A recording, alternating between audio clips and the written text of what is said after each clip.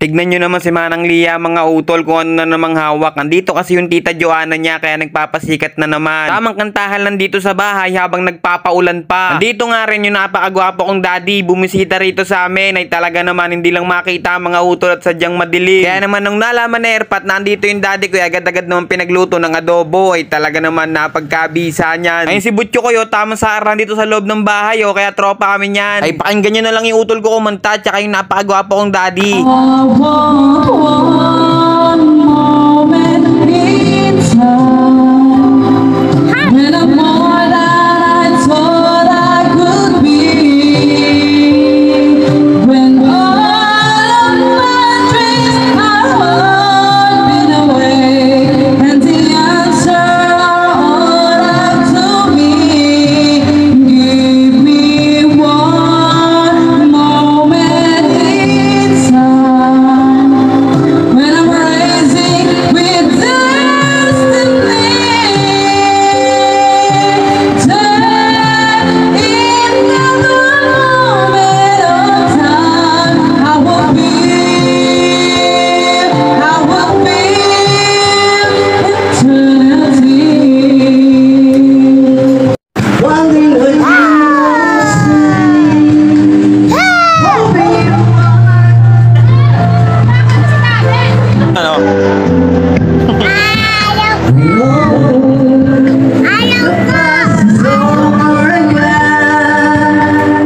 give me a drama, I know it's you.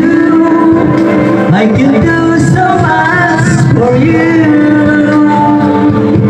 I want you to have you near me, holding you near me.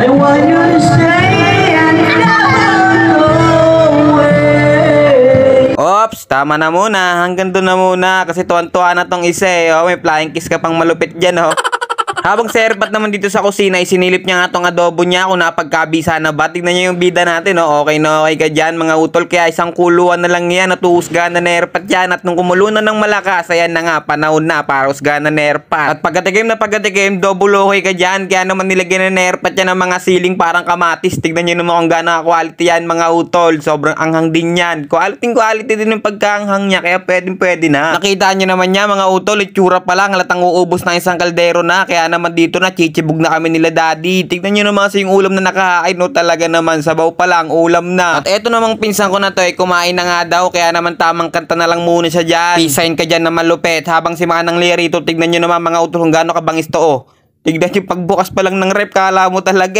no. Habang yung utol ko rito basang sisiw. Ay teka, basang sisiw ba to? Basang bahala na.